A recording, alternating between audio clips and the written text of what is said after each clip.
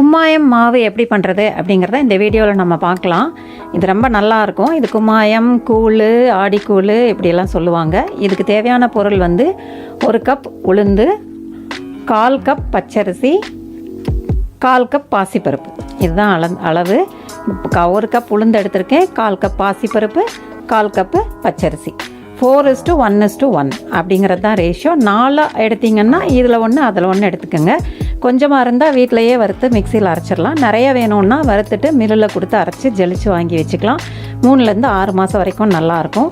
இப்போ இதை எல்லாத்தையும் சேர்த்து உளுந்து, பாசிப்பருப்பு இது எல்லாமே தனித்தனியாக வறுத்து எடுக்க போகிறோம். இப்போ வாங்க நம்ம வறுத்துடலாம். இப்போ பேன் எடுத்துகிட்டு அதை காய வச்சுக்கலாம். பேனில் முதல்ல உளுந்தை போட்டுடலாம். உளுந்து போட்டு நல்லா சூடாகிடுச்சு. இப்போ உளுந்து போட்டு வறுத்துக்கலாம். மிதமான தீயில் ஒரே மாதிரி வறுத்து எடுக்கணும். இது இட்லி பொடிக்கு மாதிரி அதிகமாக செவக்க வேக விட்டுறக்கூடாது.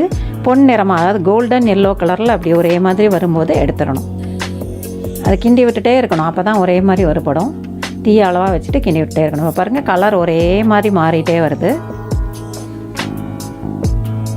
இப்போ நல்லா மஞ்சள் கலரில் வந்துடுச்சு. இப்போ இதை மாற்றிட்டு பாசிப்பருப்பையும் அதே மாதிரி பொன்னிறமாக வறுத்து எடுத்துக்கலாம். அந்த பச்சை வாசம் போகணும்.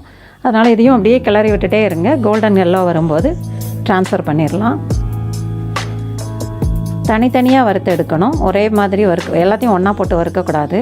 தனித்தனியாக வறுத்து எடுத்துக்கணும். அடுத்தது நம்ம பச்சரிசியை வறுத்துடலாம். பச்சரிசி வந்து உங்களுக்கு கலர் ரொம்ப மாற வேண்டாம். ஒயிட்டாக அப்படியே பொரிஞ்சு வர பக்குவத்தில் எடுத்துக்கலாம். இது ரொம்ப நேரம் வறுக்கணுங்கிறதுல வறுத்துட்டு இது 3ஐயும் ஆற வச்சிடலாம்.